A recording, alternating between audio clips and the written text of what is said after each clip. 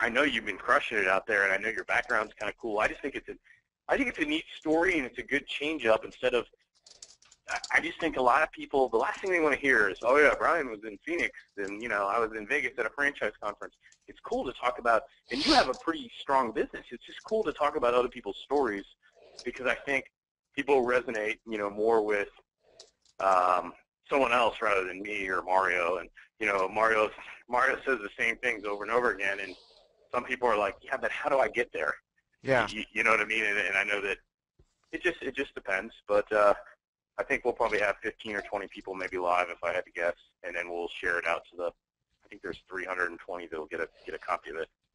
Yeah, I think it will be good because it's obviously I have no technical skills or SEO knowledge. Oh, I didn't know that. I did not know that. Okay. So I mean, you'll see this. Phenomenal. Yeah, you'll see the story even more so. Kind of, I'm not going to go into my full-blown story because that could be an hour, if not longer. Yeah. But I think it's really important for people to understand kind of where I come from, so that it gives them, the confidence. Because everybody I talk to knows 10 times more than I do. But yet you just made it happen is the difference. Yeah. I mean, it's just kind of that's what my whole life. So all right, well, let's do this. Let me start chit chat, and then you have the presenter. When you're ready, you can hit show screen, but I'm going to hit start broadcast so we can at least talk to everybody. Okay. Hang on one sec. All right. The broadcast is now starting. All attendees are in listen-only mode. Hey, welcome everybody. This is Brian Anderson. I have Leanne Price and Zach Anderson here. And no, before you ask, Zach and I are not related in any way. Just a coincidence. We have the same last name. But we're going to get started in just a second. And I know that many of you that hear this will be listening to the replay and not the live call. But for people like Bob and Fred and Gary and Jeff and Paul and others that I see on the call, awesome. We appreciate any questions you want to ask Zach. And this is just to kind of get it going. This is going to be one of the first of many calls as we reorganize and revamp Offline Renegades to fit kind of 2012, like summer 2012. So we're going to be doing a lot of case study discussions like today. We're going to do a lot of technical Q&A calls and a lot of just sharing stories and strategies. Really, and then there's some other stuff that if you haven't heard, there's the addition of the Facebook group that a lot of people have requested. And no, it doesn't replace the Skype group. It's more complementary, but it's just a more archived way to search things and just another way to build the community. So anyway, Zach has been a member of Offline Renegades for a heck of a long time, and I'm going to turn it over to him in a second. I'm going to let him get ready, and we're going to record the call. Leanne is going to record it, so you guys can ask any question you want. I'm probably going to save them to the end and then ask him so I can let him go through a few of his slides. And Zach, are you on the call? Yes, I am. Hey, welcome. Okay, why don't you go ahead and share your screen, and Leanne, when you're ready, you go ahead and start it, and Zach, you take it away, and then I'll hit you with questions at the end. Sounds good. Can you see my screen, everybody? Yep, see it perfect. And you guys on the call, if you want to let us know if you can see and hear us okay, that'd be great. Hey, Winner, welcome, Winner. Hey, Brian, and also, if you want to ask me questions during the presentation, I have no problem with that. I've actually done so many presentations and seminars and stuff over my career that sometimes it actually makes a lot of sense when people ask me questions right on the spot because they may forget it or something like that, or if you find a point. I love it then. If I see a topical one, I'll ask it, or if I have one that I think other people have, I'll interject in, but I'll try not to interrupt the flow, but thanks. Yeah, no, I appreciate it because it is, I'm coming from a completely different approach than typically what other people have in my experience with talking to people in offline renegades. I'll just kind of go through a little bit of background of who I am. My name is Zach Anderson, and I have actually been in sales since I was 18 years old, and it's been primarily in the financial services market. My dad was actually an executive at Bank of America back in the day, and he kind of forced me into the banking world. So I've always kind of been in the financial services and always on the sales side of things. I was in the mortgage industry from 1996 to 2000, which was a pretty good time. I actually worked for someone and learned just an incredible amount of knowledge from them. And I actually kind of have done some very strange things throughout my career. So basically, doing very, very successful in the mortgage industry from 1996 to 2000, and just completely up and walked away from a $100,000 plus job. And I went over to the computer hardware industry. Had no experience, no knowledge of it, but it was during the dot-com boom, and one of my friends started a company where they sold Sun Microsystems. So walked over there and did that between 2000 and 2003, and actually that was a very, very interesting time because I was selling to a lot of companies like PayPal. They were one of my clients, Citigroup, and we were doing this all over the phone. So I sold computer hardware over the phone. My largest um, purchase order that I ever received was $1.2 million. And that was actually all done over the phone, and that actually grossed me in just one paycheck over $78,000. So I've always been used to selling really, really high-ticket items from the mortgage industry to all the way over to the computer industry. Well, in 2003, you remember, I think it was the year that, or 2000, the bubble and the dot-com failure and all that kind of stuff. So I quit that again and went over and started my own mortgage company from scratch. And I ran that from 2003. Yeah, I just decided to just walk away and walked into the mortgage company and just did it in the backyard of my house in my garage. And you know what, Zach, it's so funny. My dad started a mortgage company. He was a realtor after he got out of the Army in the 90s, and I actually ran it with him from the late 90s into, like, say, 2006. Oh, really? And that's actually where I did the most. I wonder how much SEO, and that's why I want to build this up too, is we actually were building, across his, 3 or 4 states, we were doing maybe 100 loans a month off the internet, a lot of the neg-am loans and the loans that should have gone away. But I tell you what, it's talking about a funny story. Yeah, my dad did it, and I didn't know much about it, but I helped on a lead generation standpoint. Yeah, So, see, and very cool. that's really cool. And basically, I think a lot of me going through all these industries really has helped me out where I'm at right now. Because I actually didn't have any real estate agents or anything, referral partners like that. The way I generated my business was through direct mail, and then just basically system and process and lead capture on the internet, but no SEO. So I would have a system where I had a basically like a web form, and I maybe had an agreement with Microsoft, and people would fill it out, and I'd take them through a process. So I never did the SEO part, but there was kind of a lead capture online in a sense. But I did sell my company right before the crash, which was nice. So I got out of it, and then worked for that company from 2007 to 2011, and I couldn't take it. I mean, I was making over $300,000 a year in the industry between 2007 and 2011 at that company, but the regulations got so harsh and so difficult that I just couldn't do it anymore. And I don't know if do you know Laura Betterly, Brian? I do. I met Laura. She was at our event in Fort Lauderdale and gave a talk on PPC. But I talked to her before, but that was the first time I met her in person. Super nice. I really enjoyed meeting her. Very nice lady. Yeah, I got an email from Ryan Dice because I followed all the guys, throughout the last, all these times just watching them. Got an email from Ryan Dice. I bought Laura Betterly's course on Google Places and literally just went through the whole entire thing and then quit my job with no experience. You including your job, man. I see a pattern here. I like it. I love it. Quit my job, have no experience in doing what I did, and started Molo Media in 2011. I've only been in business for about 13 months now completely. I started with absolutely 0 clients and just basically went for it. So when I met you, Zach, a year ago, you had literally just started then? No, just started. 0 experience. Nothing. I had not probably maybe 1 or 2 clients at that point. Wow, okay. Cool, yeah, cool. So didn't really know kind of what I was doing, and so really this last year and probably only the last 3 months I've really figured out and honed down exactly what I do, exactly what I want to do moving forward. But up until then, it was basically just, crashing cars against the wall and just trying to figure out how I kind of go about doing things. And really what I came down to is I am an online business development agency. I help businesses utilize the internet to grow their business. And that doesn't mean SEO, that doesn't mean a website, it means everything. So I really try to combine an overall business process that you would have in a brick and mortar and take it online. And the way I look at this is I call it a digital curb appeal, and it's really your online presence. It's just like in real estate. I relate a lot of things back to real estate because I understand that world because I was in it for such a long time. When you're going and buying a house, if you look at a house like that, it has no curb appeal. You're not going to be wanting to go purchase that house. Well, if you have a house and you come across it looks like this, you're going to want to purchase that house. I relate this all back to my my business, my clients and things. They have to look incredibly good online, and the beauty about the internet is you can be anybody you want. You can create any type of presence you desire.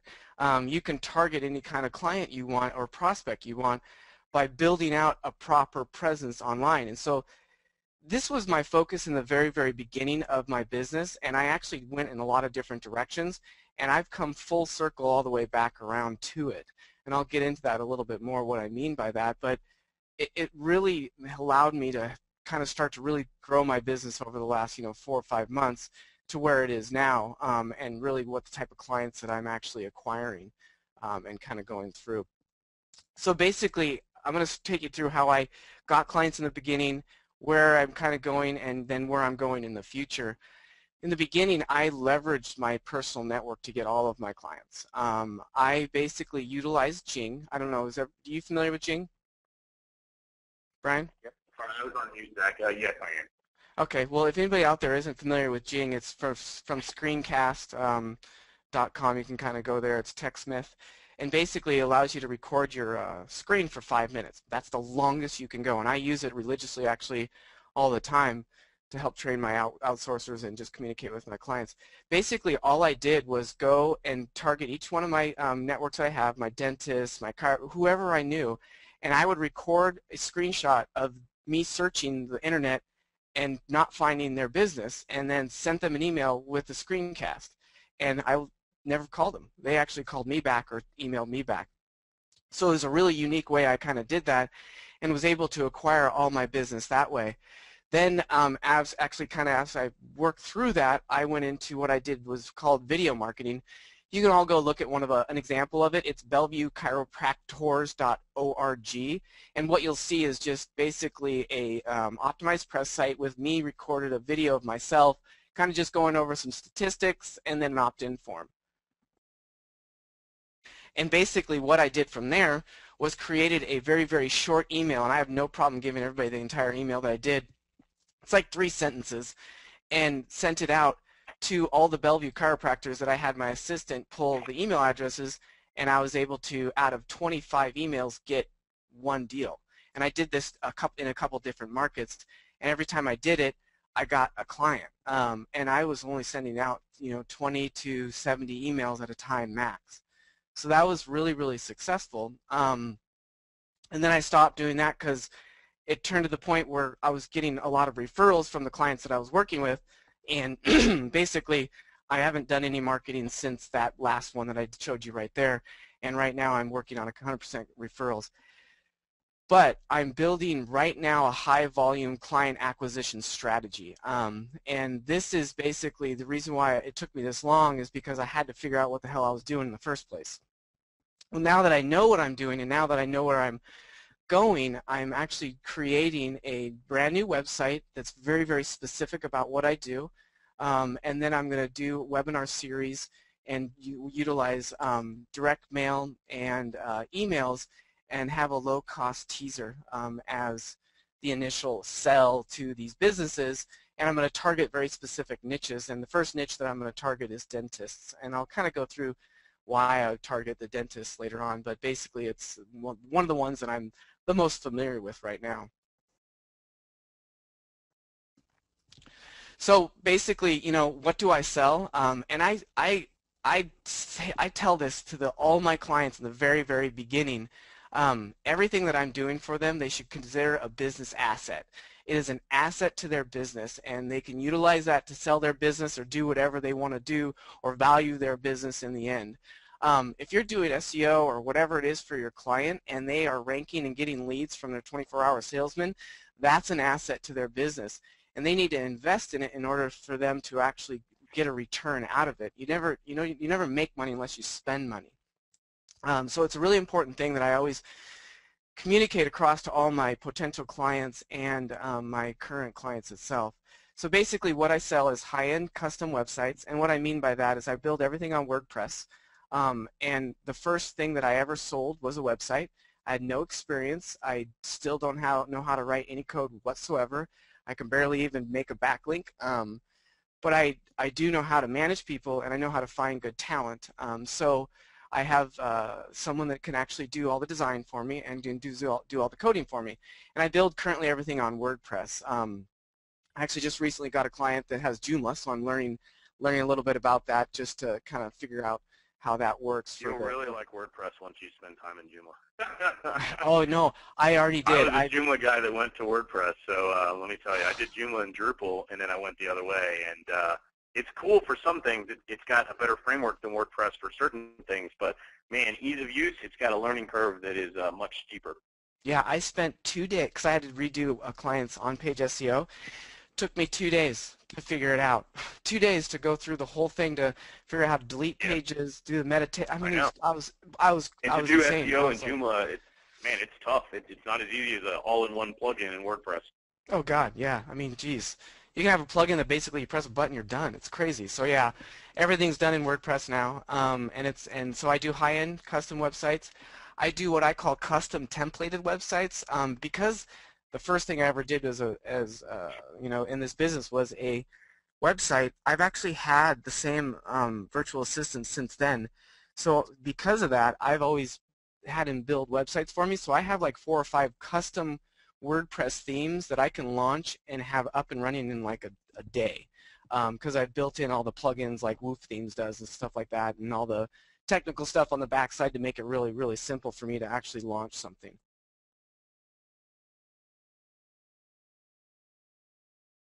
And the reason why I do that is because, you know, I have a package, and I can go through that in a little bit later. Mobile webs. I build a lot of mobile websites. Every single one of my clients has a mobile website, so it's just a part of what I do. I do local SEO, which is obviously just strictly Google Maps. I separate them out, but yet they're one and the same. But I call it local SEO. And then organic SEO, which is more of the traditional, just getting the website ranked itself. But as we all know, they're one and the same now, but kind of not really. It's kind of an odd thing that I've noticed with all of my clients, and I can go into that later on with some of the questions and answers. I do a lot of video development. I have clients that, you know, it's nothing like in-person video, but I will do voiceovers with, you know, animations and pictures and different things like that. So I do have the capability of doing that. And a lot of that is self-taught, and then I hire it out. Podcast development. This is a new thing that I just started doing. One of my clients requested it, so I started doing it. Yeah, it's interesting. It actually works pretty well. Social media development. Now, what I mean by that is I don't actually do any of the daily updates or anything like that.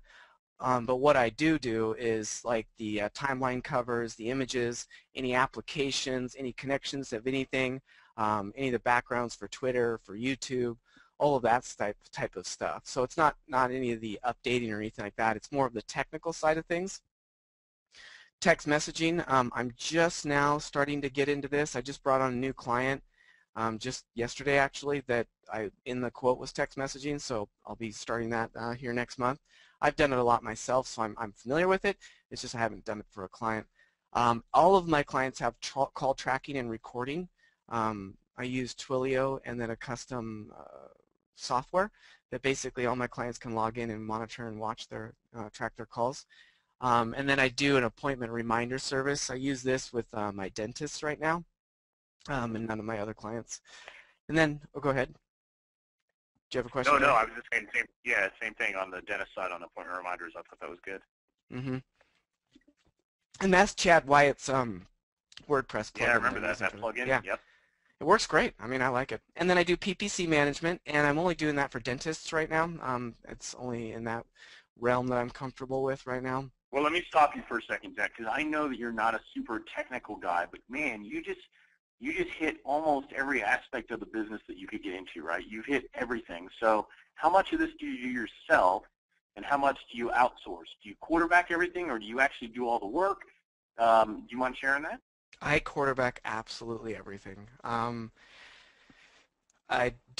mean, completely. So everything that you see on this screen, I can do a little bit of each of it if I have to jump in, but I have no skills or technical knowledge of any of it whatsoever.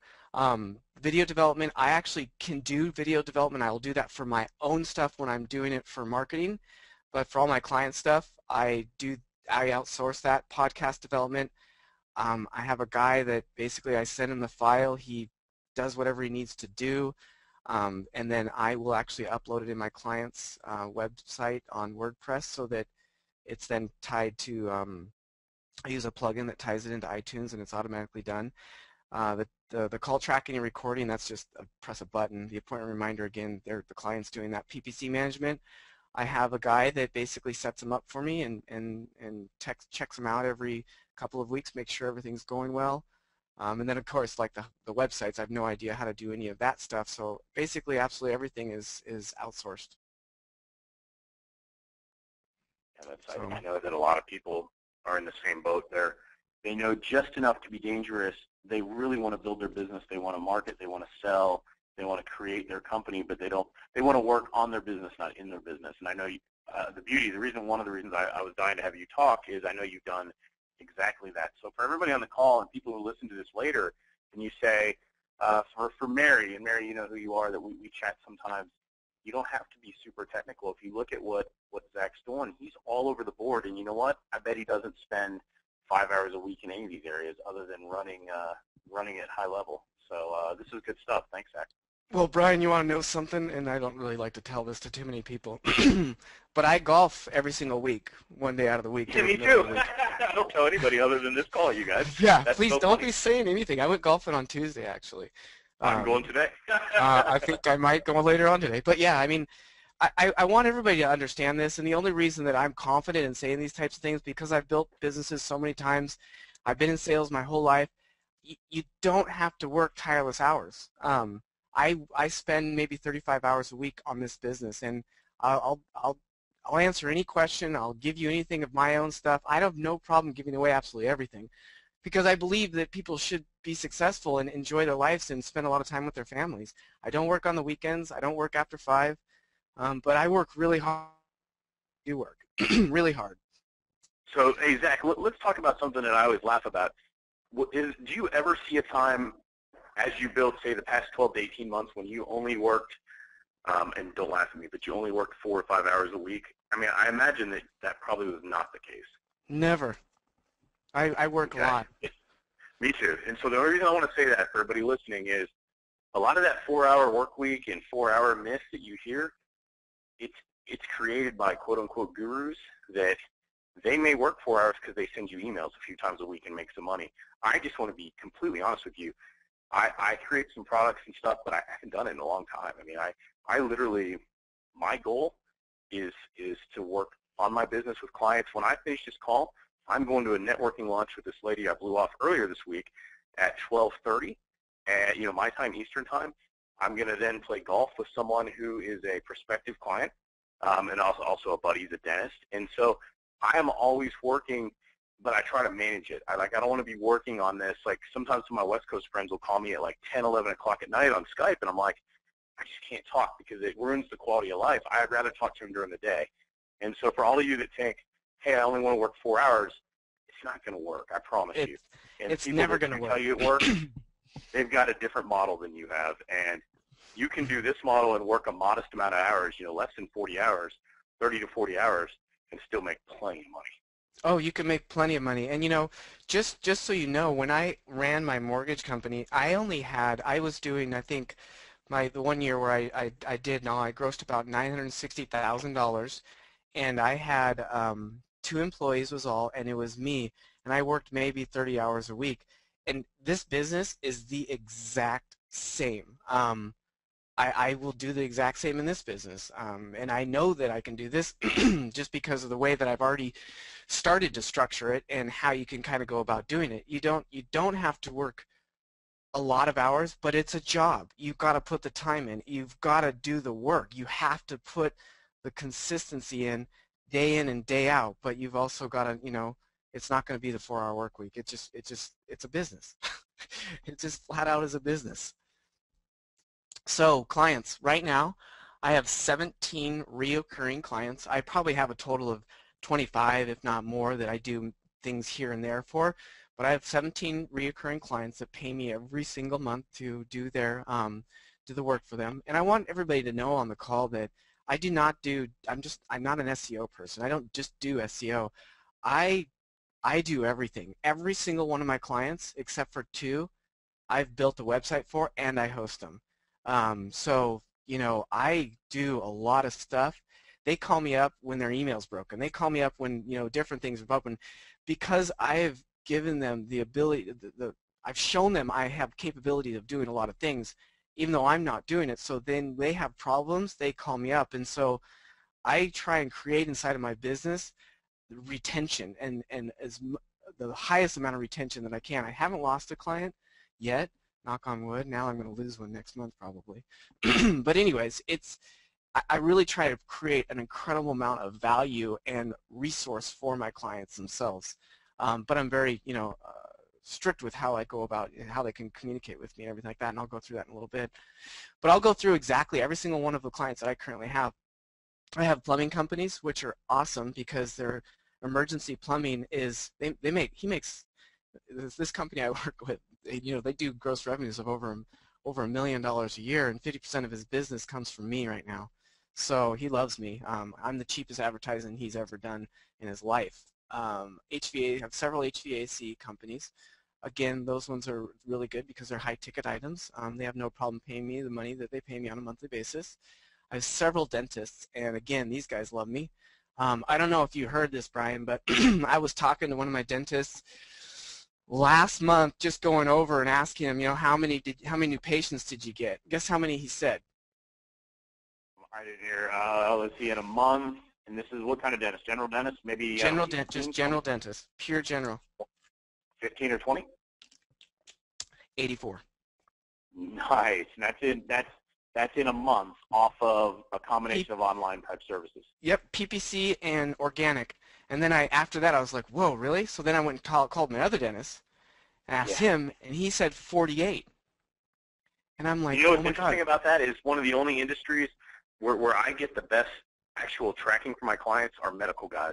They're they have the infrastructure, right? AC guys, like my brother in little small shops, they try to track their lead sources, but they're just happy to get business.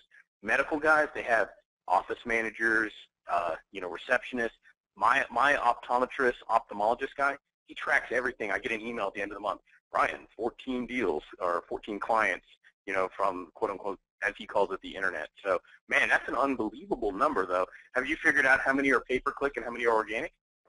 That is what I'm actually having my PPC guy build me in some stuff with call tracking right now, so that I can really hone it out, because I have no idea. And that's one thing I'm horrible at, is trying to figure out that technical side of the conversion, because I just started doing this PPC like 4 months ago. So I'm not very familiar with how to get it, but so I did some research and now I know how to do it, so now I just need to backtrack it so that I can see how much it's actually working on the PPC versus the organic side. But my guy that got 48, he does no PPC. That was all pure internet. I sat down and talking to him, and I went, really? And so we went back. I've maxed his practice out. He can't take any more. That's his number, 48. So he's opening up bringing on 2 new chairs and revamping his office. That's a pretty good story. Yeah, and I have phenomenal. I have that on video. I have both of them on video. So I'm excited about that. Roofing companies. This is again a great company. Geez, I mean, roofs are expensive. And especially here in the Pacific Northwest. Gosh, we get so much moss and rain. So, yeah, that's a good one. This is one that's overlooked by people. Montessori schools, and this was my first client. Yeah. I spend $3,000 a month on my 2 children at Montessori school. Do the math on that. If you get them in at 1 year old all the way to 5, I mean, that's insane how much one individual child is worth to that school. I don't charge them very much because they were my first client, but I've always said that I want to go after that marketplace, but I will here eventually. But that is a very, very, very good area to be in. Resort and spa. I have one client that's a resort and spa, and they're very large. They do over $10 million a year in gross. And I love this client because they really allow me to do unique things, and they have a PR firm that works for them, so a lot of the SEO is already done for me because they get a write-up in Condé Nast, so when I just create backlinks to that, and I'm good there. So that was a great one. Marriage counselor. This is another phenomenal one that you know, a lot of people overlook. It's high traffic. I mean, um, you know, think about it. You know, when you're you know, having troubles with your wife and your wife tells you, you know, you need to work on something, what are you going to do? You're going to go search the internet. So this one, that's been a really good one for me. Chiropractors, obviously everybody knows about that. I have a consulting firm, a business management consulting firm that I work with, and I basically do just SEO for them, but also a lot of other just technical things. That's the people that I learned how to do the podcast with. So that's a great one. And this last one's this is my brand new client that I just got yesterday, tanning salon, and I'm actually trying some new crazy stuff with them. So I think I can do a really good job with them. So I'm going to be really intrigued with how well this works out down the road. And last but not least, that people overlook, marketing consultants. I have 2 of them. They bring me clients. They don't do any of the work. They just basically go into, like, one of them's she works with dentists. She goes and does the budgeting and the marketing overview for the dentists and then brings them to me to do the work. And then I have another guy who used to run a huge ad agency in Seattle, and he sold it, and basically now he does consulting work, and I do all of the stuff for him. So he brings me website deals, SEO deals, all kinds of crazy things. So I actually don't have to do any of the work. They just bring me the clients, which is, I mean, I do the work, but I don't have to do any of the effort. They bring me the clients. They do all the selling. Now, does your, like, I have one, I know you said you had 2 of these. I have one person like this that's kind of like a referral source. Now, what her company does is branding, corporate identity, print and media buys, radio station, just everything, but they don't touch anything online. And so anytime they get an online deal, really they just call me and I pay them a kickback. Is that the same kind of relationship you have, or is Nope. it similar? I don't pay either of the 2 kickback at all. Beautiful. They just they like my services. One of the guys that I pay 10% recurring to these guys, and maybe I don't have to, so that's great feedback. Yeah. Well, I do have one other guy that I should say I have 2 marketing consultants and 1 social media consultant. And the social media consultant guy, I pay a kickback of 20%, but he brings me big deals. He brought me the resort and spa. He's bringing me another deal right now. He's really connected into the chambers, so I have no problem doing that. But yeah, those are interesting. It's like a salesperson, you don't have to pay, and you only pay for results. So it's how do you complain? Yeah, and I price everything with it built in, so it doesn't even matter. You know, and they don't shop you. I mean, this isn't like this is the easiest industry in the world, man. If I could close deals like I can close deals here in the mortgage industry, I would have never left the mortgage industry. That was the most competitive marketplace I've ever seen in my life. So, you know, I don't think I've ever actually gone up against another company in quoting an SEO deal or a website or anything like that. So it's always fun. So what do I charge? Now this is, I kind of went backwards on this. I know a lot of people when they first start out, they charge very, very little.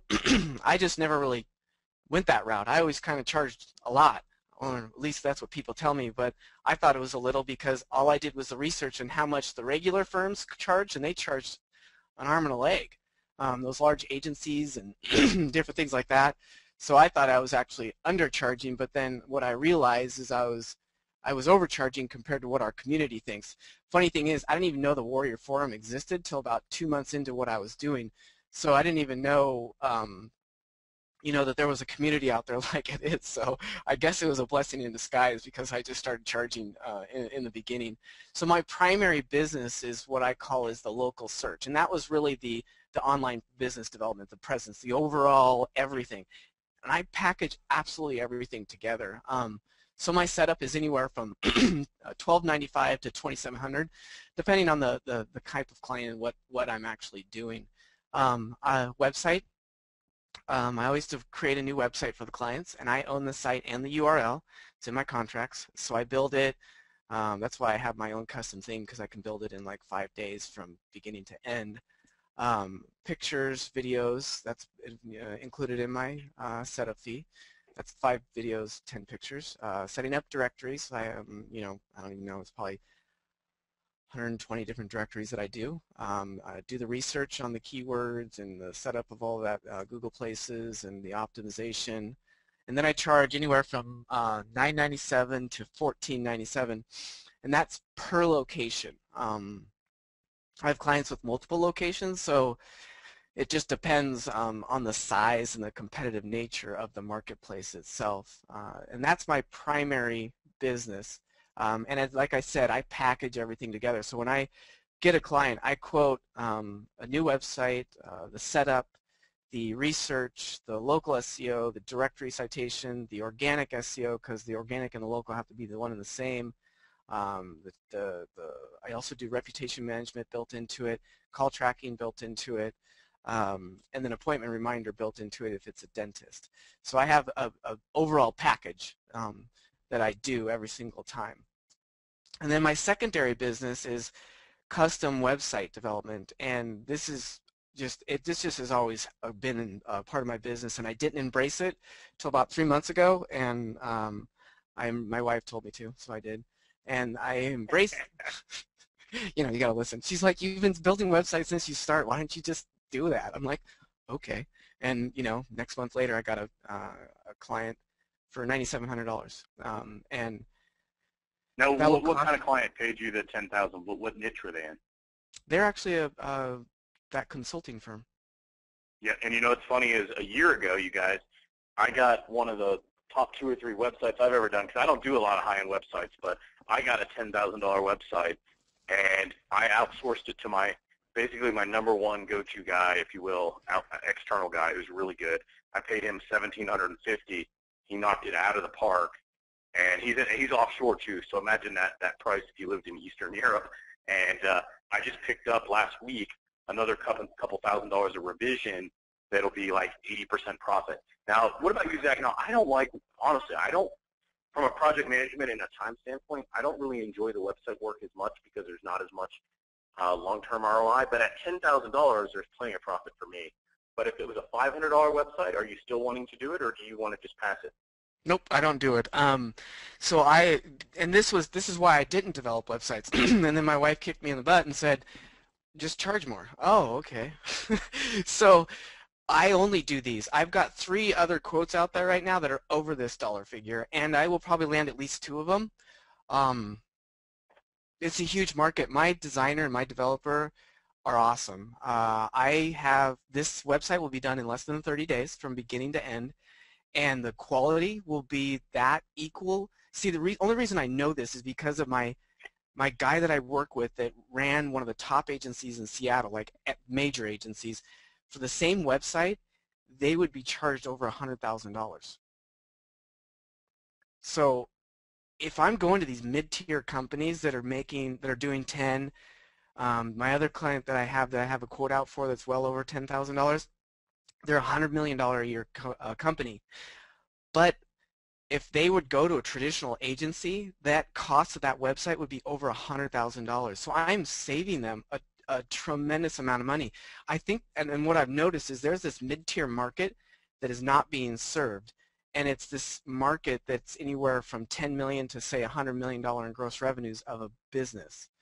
And so I've started to focus a little bit more into that area, and mainly on just website development. Haven't got into the SEO portion or any of that other type of thing because I've just noticed that marketplace, which is interesting. So that's why I've kind of gone down this route, and I will continue to go down this route, but always this is going to be my primary business, which is the local search to the small to medium-sized companies. So what do I use? I'm really into technology and system and process and organization, and so I'm heavy into this to make sure everything works well. I'm using Infusionsoft right now for my CRM. I've been using Infusionsoft for like 6 years now in my mortgage business.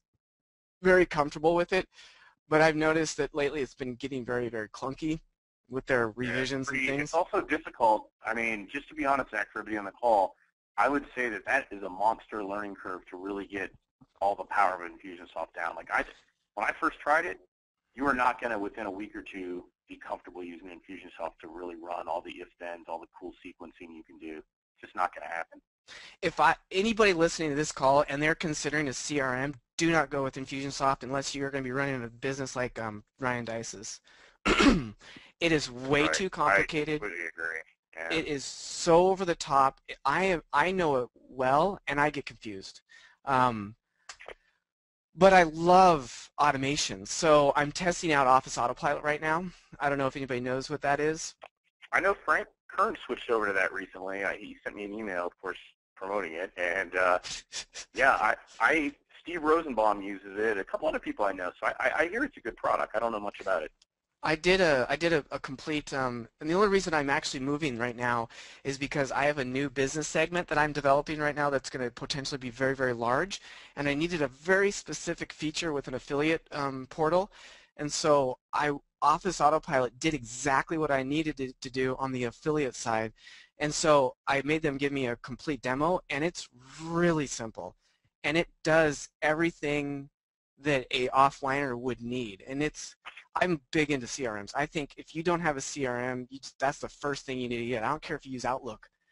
Do something that's going to keep your clients in a singular area that can remind you of tasks that you need to do. You know, that's extremely important. I use Raven tools for reporting, and that's just basically for analytics and rankings. I don't use the full power of it, and I probably should. I just don't have time to really dig into it. I'd love something more simple than that because all I do really use it for is the analytics and the rankings and how it packages it into a nice report. And by the way, I send a report to all my clients only monthly, and I do a Jing overview of every single one of them myself. I don't communicate them one-on-one. Everything is done through video, FYI, just so everyone knows. That's a very, very good way of doing things. I use QuickBooks for my accounting. I use Odesk religiously for all of my outsourcing.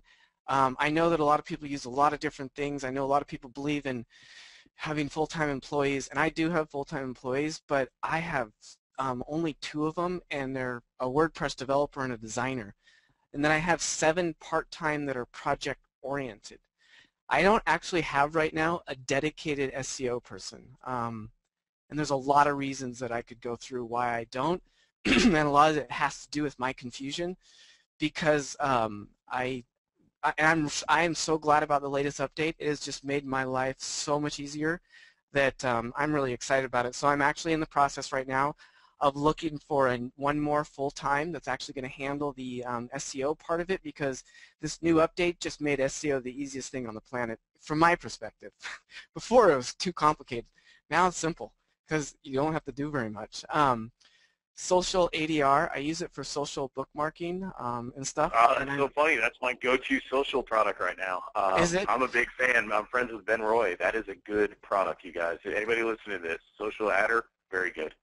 And I'm testing Sin, so I don't even know. I'm just going to go and see what it does. I was just told by someone from OR about it, and so I'm going to sign up for it for a couple months and play with it and see what it is.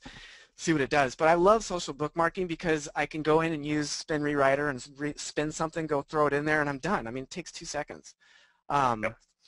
Animoto, I have the super account at Animoto. I have a reseller account. I spent the $600 because I developed so many videos. I can resell videos to clients. There's like 3 different levels in Animoto: the free, the professional, and then there's a reseller.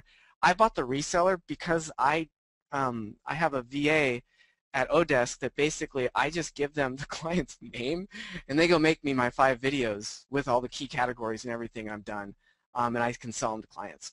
And I also can then resell the videos to them on a one-off basis if I need to as well. I use Fiverr religiously for all my monthly work. I've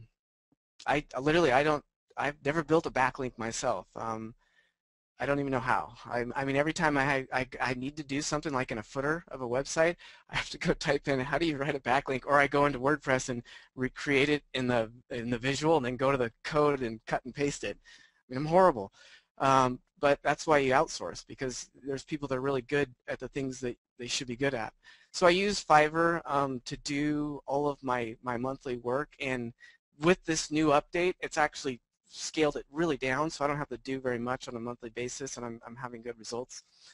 I religiously use iWriter, MediaPiston, and Article Z. I write a lot, and I use those. I use iWriter more than anything right now, just because of their pure speed. I use MediaPiston, and I don't know if anybody knows who this is. I use MediaPiston for content on websites because they're very, very good writers for the price point. I don't outsource my writing to Odesk or anything like that because it doesn't make any sense. I can have something done so fast with iWriter that I can have it back in less than 12 hours. I use, to spin anything, I use Spin Rewriter. I won't use anything else. I don't know if anybody knows what Spin Rewriter is, but it's a synonym-based rewriter that's web-based, that's very, very intuitive. You can rewrite an article extremely quickly, and it sounds real.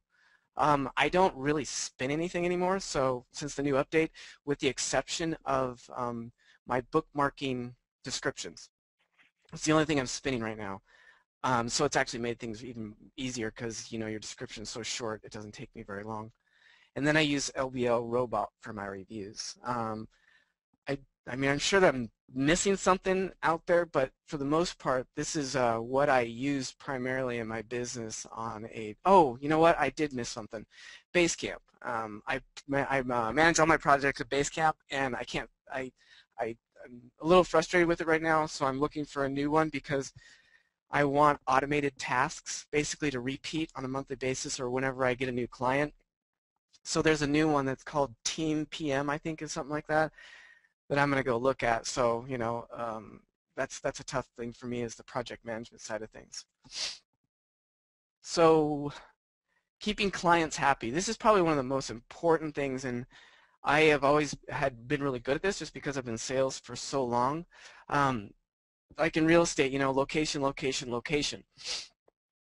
When you first talk to a client, from the very first moment to the time you sign them to 12 months after you have been working with them, you need to continually be setting expectations and setting expectations and setting expectations. I remind and constantly remind my clients about this world that we're in, that it's the wild, wild west. You can't control the business when you're basing your business off of another business, meaning Google. So there's always going to be failure. There's always going to be a change. There's always going to be an update. There's always going to be something broken. So you have to continually put that into your clients' minds that it's going to break, because it does. I mean, something always happens. We're going to have awesome rankings, and then they're going to completely disappear. Inside of my 12 months of doing this, I've had it happen multiple times, but I haven't lost a single client. I've actually, each time I've got that happen, they've paid me more. And it's because of the way that I've set my expectations in the very, very beginning and how I've gone about the business. Again, remember, I don't know how to do the majority of this stuff. So a lot of it's relationship. I mean, it's all relationship, and it's all about building that relationship and working on that relationship and creating that relationship and building those expectations. The first month, obviously, it's the setup. One of the most important things when you're doing the setup, get your client's birthday. They need it for Google Places or whatever. Call it whatever you need. You can then send them a card when their birthday comes around, or call them, or send them an email, or do all three. I mean, this is a relationship business.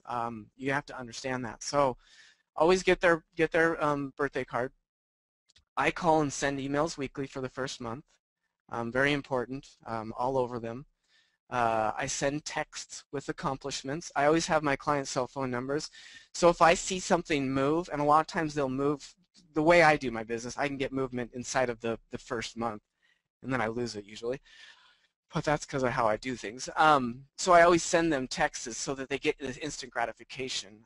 But again, I'm always setting the expectations. Don't forget that. And then I always send them a Starbucks gift card. Now I do this in a couple different ways.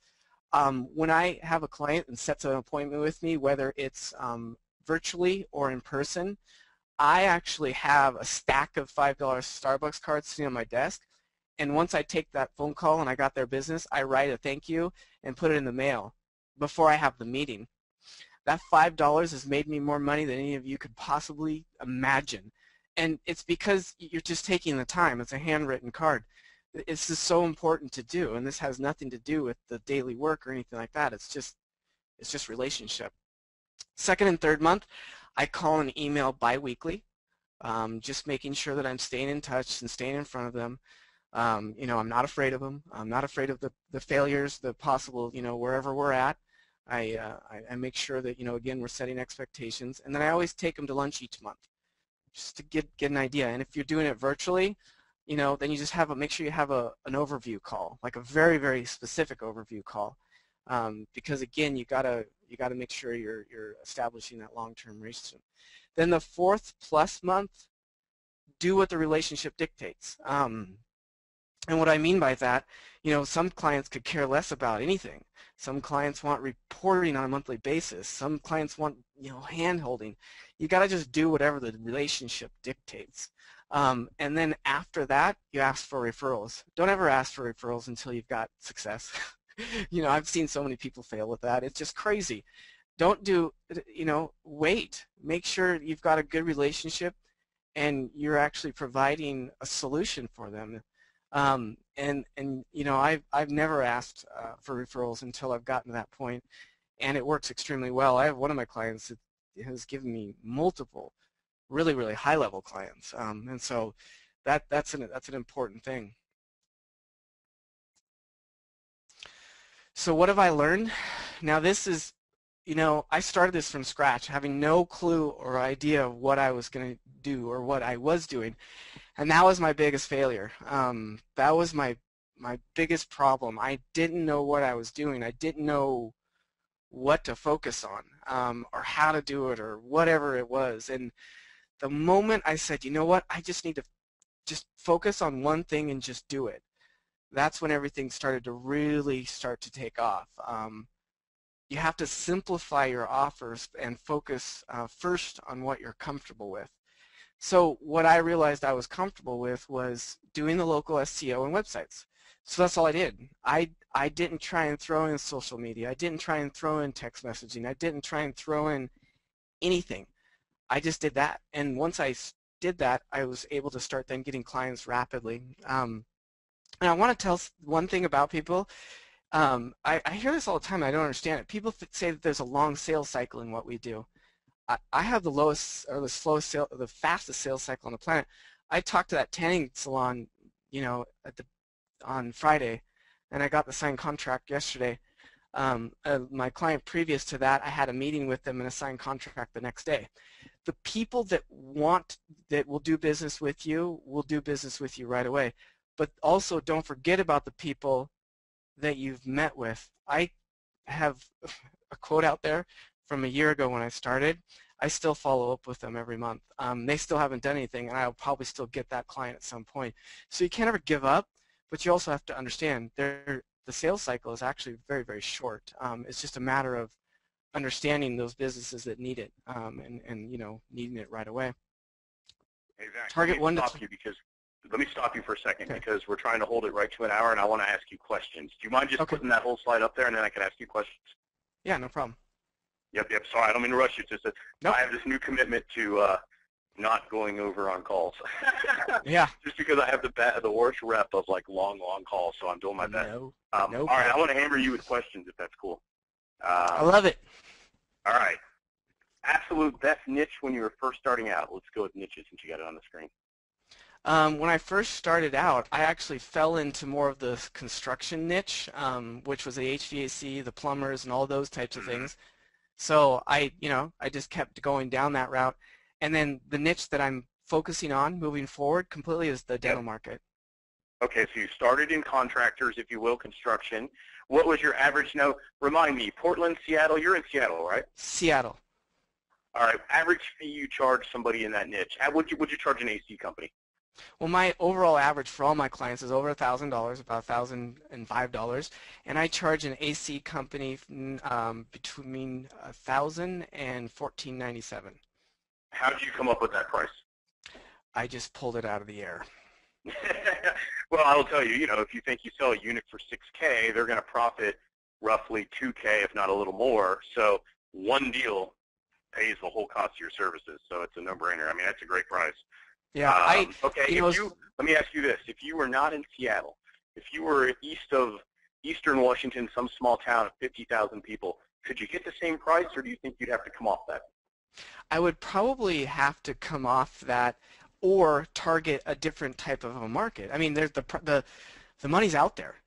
No matter where you're at, you have to understand where your market is and what is the major business in that marketplace. So, you know, if you're over in that area, the dental market, I mean, people still have to go to the dentist, right? So, and then, or the AC market, it's just a little bit of a different, where I'm in more of the heating market. That's Yep. the AC market. So I believe that you can still charge those prices no matter where you're at in the country. All right, Zach, what is the trick to make your sales cycle short? This is from someone who's using a fake name. So ASD, I'm asking your question, but next time, come on, put in a name. I like to call out people's names. So anyway, do you have a trick, or does it just sort of happen that your sales cycle is short?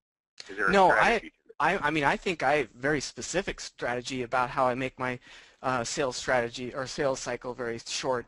A lot of it has to do with obviously identifying someone that needs it right then. But I set it up in a way that basically I'm extremely professional. First off, very put together contract, very put together presentation. Everything is answered in the presentation, in the contract, and I ask for the sale after I've done it. All right, I like that. And most people don't do that. It's funny, and I used to not do it either. That's a key, guys. You have to ask for the business, or they're not going to give it to you. No. Zach, from Lee Price, Lee says, how do you know, or how did you know what to look for in a pay-per-click outsourcer? And where did you find that person? Did you use an agency? Did you hire a freelancer? What did you do? I actually hire freelancers, and I will only take people that are from the UK, the US, or Australia. So I pay a Okay, lot I of like money it. for my guys. All right, so, and Odesk, is that what you used, did you say? Yep, Odesk. Okay, Odesk. And Heidi, yes, Heidi, there will be a replay. All right, so we talked about niches, we talked about pricing. Do you have set packages, or do you custom price based upon the opportunity? Set package. Okay, what are your package prices, if you don't mind sharing? Oh, I guess I misunderstood I only have one I know you have package. services that you do, and I remember you put that slide up, but in terms of if somebody wants your service number 3, you know, whatever that may be, something to do with local search, let's say, do you custom price it based upon who they are?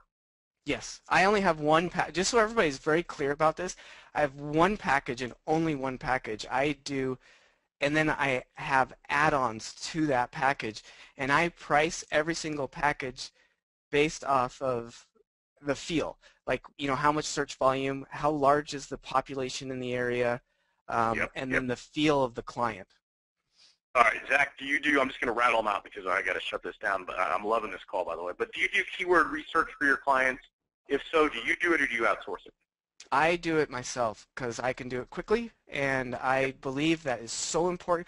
There are certain things that you have to do as an individual in the beginning because, you know, my company's not big enough yet for me to have a dedicated person, but that is so important that I do it myself. All right, how about, let me see, I'm reading other people's questions too. So how about, Bob asked where you're located. We did that one. How do you find someone to do, Larry was asking about WordPress and template WordPress sites. You use Odesk, I think is the answer, right? Yeah, and I learned this. So I originally had a WordPress guy that could design and develop at the same time. Yep. And I then, later on, I hired a designer only. So now I have a strict developer and a strict designer. So my designer designs my sites, and then my developer codes them. Zach, what do you pay for the design part, and what do you pay for the development? Now, who slices the imagery up to create the theme, or do you not even go that far? Do you just take existing designs and work them into, like, say, a prepackaged theme? So I've built 3 of my own custom themes that have guts to them. So I actually, if I wanted to, like for example, if my guy was out, I could load my theme myself and have it up in a day. But I have, for my custom websites, they're designed by my designer and then sliced by a developer, and they're from scratch. Okay. And then for my clients that don't use my custom themes, I just get one from Woo Themes and load it and go with it. All right, I do the same thing. on the Lucene side. What if a potential client already has a website? This is Irina. And how do you handle the redo? Do you just start from scratch in WordPress? Do you inspire off their site? What do you do on a redo of a site, I guess she's asking. When I usually, almost all of my clients, I just completely rebuild their site from scratch and put it onto WordPress. Because what I've found is when I get a client, I haven't found one yet that's got a good website. So yeah, I don't no know. doubt, huh?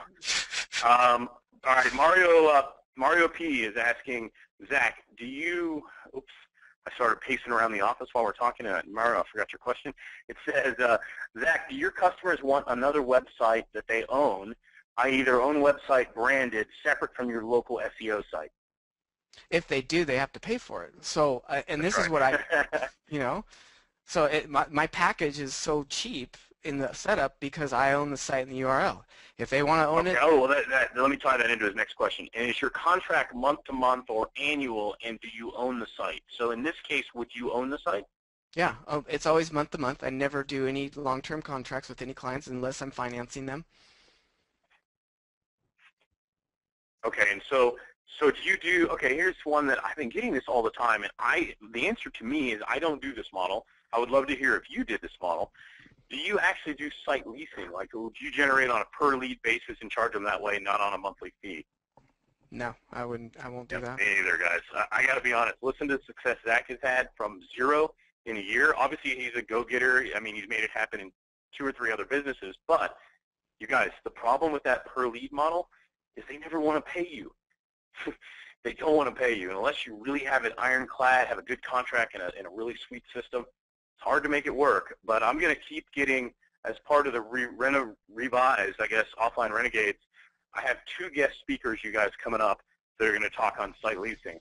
So Zach is officially my first call of the new Renegades group, so and it's kind of fitting since he's almost a day 1 member. Heidi asked, Zach, do you offer mobile sites plus a main site, or do you mobile sites and add-on, I imagine? Oh, so here's the magic. I have a responsive theme. Every website I build is mobile enabled from the get-go. I don't have to rebuild anything. If it recognizes a mobile phone, it adjusts the CSS and it loads a different one that's scaled down. So if you change anything on the main site, it changes on the mobile site. All right, let's see. I am looking. I think we hit every question. All right, I'm going to ask you 1 or 2, and then I got to shut it down because I am going to my networking lunch too, guys, because we all have clients and we have to work. So how much time do you spend a week prospecting? Like right now, I'm going to go have lunch with somebody I probably don't even like, but it's in one of my networking groups, and she wants to, this is like a one-on-one meeting, and I expect to sign some amount of business with her today. How much time do you spend prospecting in one way or another, whether it's direct mail, direct email, cold calling, going to networking groups, whatever you do? How much time a week? Do you want my honest answer? How much did you do at the start? Now give me the honest answer. Okay. I do 0 right now because I get referrals, and then my prospecting is then giving the quotes and following up and doing that. And that's why I'm revamping this. So I'm going to be probably spending 20% of my time on a weekly basis devoted to just lead generation. When I first started, that's all I did. I didn't even care about the work. All I did was every day send emails, send videos, send everything, boom, boom, boom, until I got the business, and I kept doing it. I never stopped. And then once I got enough money to pay my bills, I pulled back on it and then started focusing on my business. All right, Zach, do you have like 10 more minutes? Let me ask you. Do you have 10 minutes? I got as much time as you want. Leanne, are you live on the call right now? Leanne, I know you're there. She's probably on mute. Hey, Zach, all right, this is what you call trust. I'm making you an organizer. You guys, I have to go to my client meeting, so I'm going to continue this call from the car. Zach, when we're done, will you just end the webinar for me? Just hit File, Close on GoToWebinar. Zach, did I lose you? Yep. Oh, what do you want me to do? Oh, when we're done talking, will you end the webinar? Yes, I will. Okay. And Leanne, if you, or Zach, if you can now see the questions at the bottom, if you want to answer any of them. But I'm going to get in my car, you guys, because I'm going to make some money today. But let's see. So continuing where we left off, this is what you call real-world OR calls. Continuing where we left off. So on the mobile sites, I mean, I use a lot of the same themes you probably do from Woo Themes. What's your take on those kind of sites versus, say, a custom mobile site designed from somebody like, I don't know, Brick and Mobile, Mobistro, somebody like that, or using Flatly plugins, you know, something that's completely designed from the ground up to be mobile rather than to be, you know, converted, if you will, using the on the fly by detecting the device. I actually think everything is going to be going to responsive design, so I'm not even building mobile sites that are standalone anymore. I've stopped that about 4 months ago, and I've only gone to responsive design. And actually, my themes that I built are all responsive design, but they're very, very thin. I actually can choose my own menu structure and make individual pages inside of it. So I truly believe everything is going to go to responsive design, and that the individuals, the redirects, it's going to lose. It's not going to win.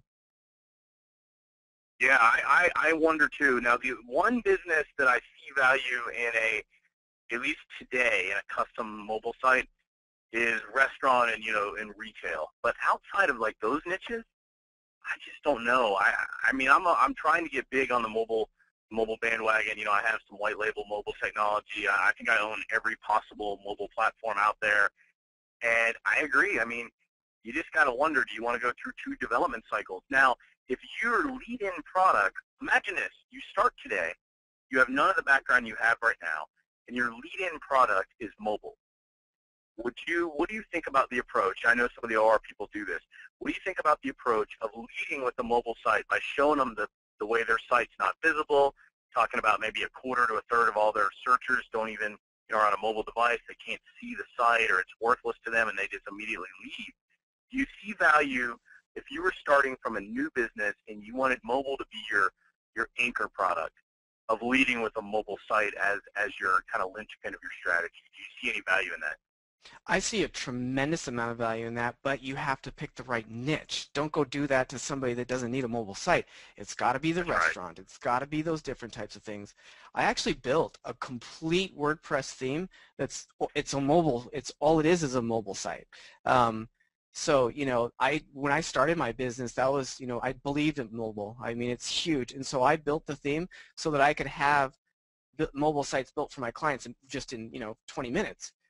I went away from that because my clients aren't restaurants. They're dentist practice, they're HVAC guys. So I built the responsive theme inside of my theme so that I didn't have to go through that process of rebuilding it. But I believe that that is a very powerful thing, especially when you're talking about putting custom coupons on, custom landing pages, that if you're doing advertising inside of AdMob or something like that. I truly believe that's a good way of going. All right, what is your most expensive client in terms of what you bill them? For, let's just say, do you have any clients that you bill more than $2,000 a month? And I don't know the answer to this, guys. I'm just asking you as I go. I'm in my car, so I'm not saying begging anybody. 3,400. 3,400. Okay, that's phenomenal. Now, what do you do for that work? Is it a combination of services, or is it one thing? One thing. Local SEO. Local SEO. I like it. And what about? We talked about websites. Somebody comes to you and they basically, you know, it's a small client, it's an AC guy. He needs a website. You don't want to do it. It's 500, maybe $1,000, 1,200 bucks. Do you refer it to a partner? Do you do it anyway to get the residual AC, you know, the ongoing SEO business? What do you do in that case? I've actually never had that happen. I've always been able to turn it into a full-blown monthly deal. So No, I'm sorry. No, it's a full-blown monthly deal. So maybe I misunderstood. So you find AC client in suburb of Seattle, let's say one of those names, I don't know, Redmond, right? Something like that. It's the only one I can think of right now. Yep. And the guy's a media, you know, they got, I don't know, 5 trucks. They've got a small office, you know, less than 10 employees. Now, they're willing to pay you monthly the $1,000 you want, but you know they need a new site. How do you price that? And do you do the site? Do you charge a lot? Do you build it into the SEO? What do you do there? Well, basically, that's my new business model, which is purely that.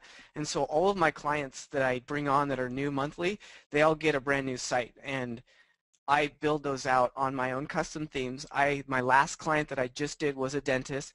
From the signing of the contract to the site being live with a total of 10 pages and complete custom design was 5 days, all content. And so I will take on something. It's like basically the coupon, trying to get someone in my door.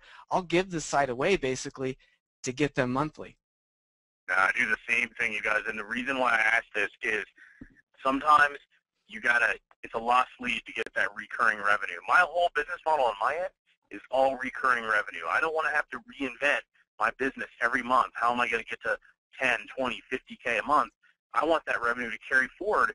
Now, I do have attrition, and Zach, why don't we close it out with this question? Why don't you talk about client attrition? Do you have it? Have you seen it? And how do you kind of manage it to maintain your install base? I haven't had it yet. I have not had a client leave me, so I could see one coming. I could see one coming, but who knows? Yeah. So how often do you talk? I know you said you go to lunch or something with your local clients at least once a month. Yeah. You buy them lunch. Now, how often do you talk to your clients on a monthly basis? Like, for example, the one that pays me $3,400 a month. I bet you talk to them a lot. I talk to them a lot. There's certain clients that I don't talk to at all for multiple months. I have to pound them and beg them for them to communicate with me, and I just accept that. They just keep paying the bills. They're doing great, yeah. So no problem there whatsoever. But my biggest thing is I can recognize immediately which ones I need to stay in communication with and which ones I don't. And so I just. What about reporting? How often do you trigger Raven tools? Once a month. Okay, I do mine twice. Okay, I like that. You can get a lot more, obviously, tangible changes and stuff over a monthly basis for sure. Yeah. Now, what about, okay, and then I really am going to be at this meeting, but I'm having too much fun on this call. So what about on Raven tools, when you dump all that report data, even if you segment it down and maybe you're just showing them rank data, rank tracking changes, how do you make it make sense to them? Do you put an email that says, hey, this is where we're doing well, this is where we're doing poorly, where we need to work on, or do you just let the report speak for itself? So I learned a lesson in mortgage a long time ago, which I brought over to this one.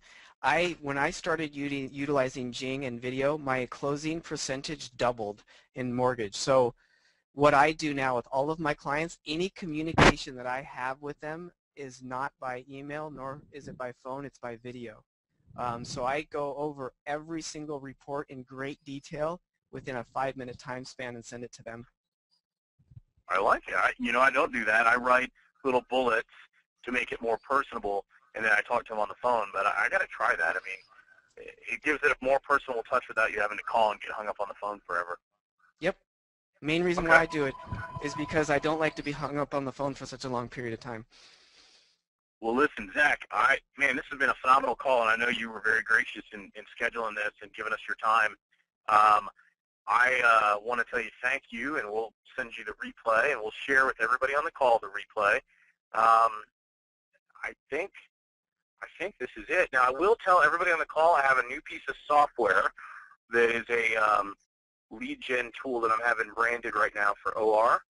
And it's designed to go after data in Manta. So it's just another way to generate leads. And I'm going to share that out with everybody probably next week.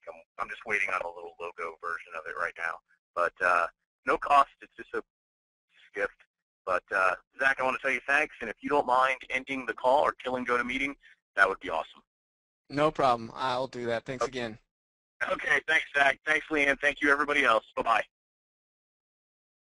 Just one thing before I leave. This was the site that I built in 5 days.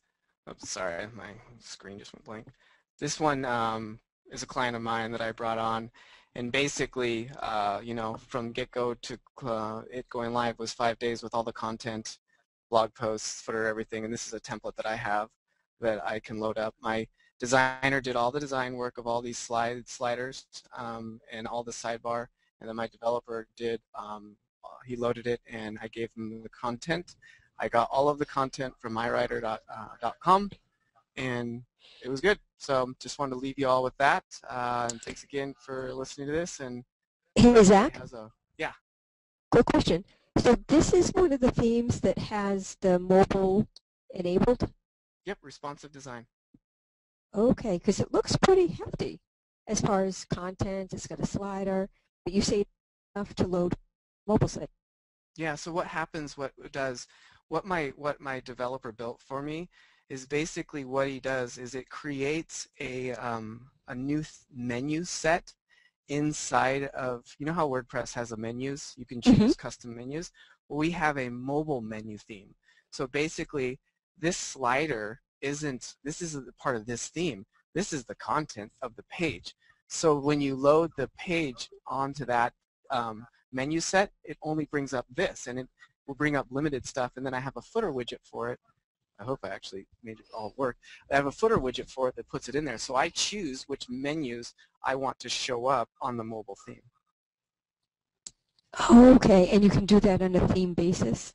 Yeah, so I have it. It's a script that I had my guy build that is onto this particular theme itself, and so I have my own mobile website theme that I built in WordPress. It's pretty robust, but I didn't like having to build new mobile sites every time I got a new client. So what I did instead was just create the mobile portion of it. So if you go to it on your phone, it's actually enabled.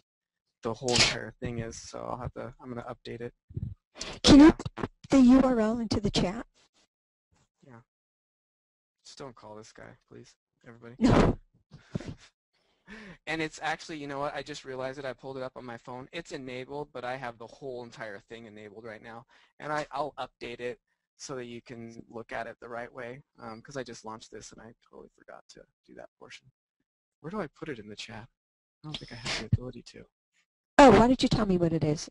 It's just dentistmarysville.net.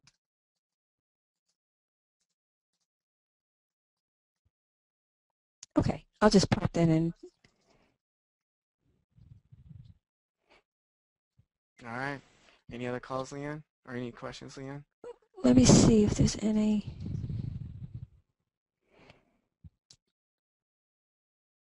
I'll even show you. You know, Jeff asked about your sales presentation, how you're finding qualified leads now. My leads are actually all referrals now, and so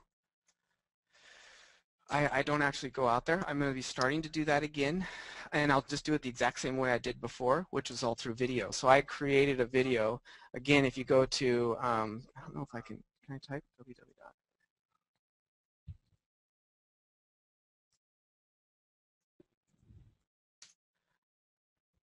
Send to all.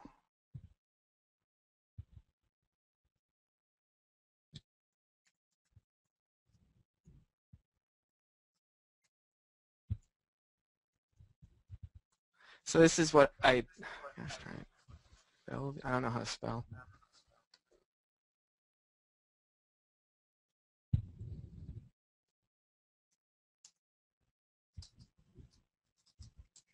So this is what I did when I was first starting out.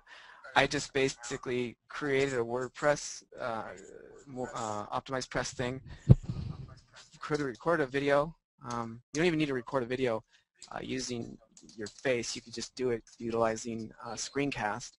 And then I just sent it to all of the chiropractors, and I got leads that way. They called me or filled out the form, and then I just did a physical presentation with them, just like I did with today. Okay, and you said that you sent an email and that you would be happy to share that email. Do you want to share that with me in Skype, and I can I can do kind that. of create a PDF? It's no joke. It is a 3-sentence email, and I stole it from Frank Kern. Oh, do you want to just say what it is? I don't remember. I'd have to go back and look at it. Okay. It's the subject line is bad news, and then something is the email only has 3 sentences, and it got an extremely high open rate. Worked well for me. Cool, and then you just sent them to a squeeze page, and that was it? Yeah, that was it. Got it. So here I'll show you my menu set, how it works on my responsive design. So then basically I can create a new mobile theme, which I was really bad about. I forgot this. Oh, I see. And then you just pick and choose what Yeah, goes so into the yeah, menu. Got it. exactly. So I don't even remember which. I'll just put a couple in there. Meet the team, testimonial. This is just like building out a nav bar. Yeah, Right? there you go. Yeah. There, I just saved the menu. Oops, and then welcome to Marysville up there. Oops. Meet the team, save the menu, and then basically I have also in my a widget area that's for the mobile. Which one is it? He doesn't have it installed. And then my theme options. Basically, it's just, you know, I have all this stuff that I can easily add in, and then, you know, the logo. I can select the page for the home page, which is welcome to Marysville. I can put the phone number in, so it's a click to call, which I did not do, so I should probably do that. So you guys made me do some work today.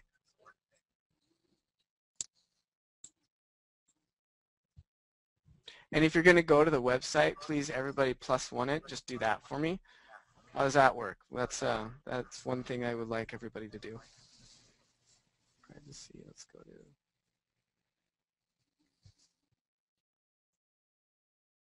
It also looks like you've got that site set up with some nice plugins. I can also contact you afterwards if you want to share the plugins that you use. Yeah, I have a very specific set, and it's pretty similar to what Ryan's is. I have a couple others that I utilize that are a little bit different, but for the most part, they're all the same. And I'll post them with the replay. Okay. Any other questions? No, that's it. So geez, thanks a lot, Zach. This call has really been terrific. No problem. It was enjoyable.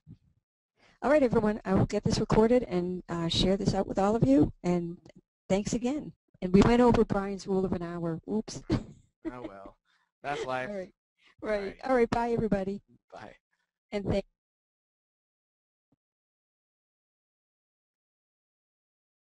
The organizer has ended the session, and this call will be disconnected. Goodbye.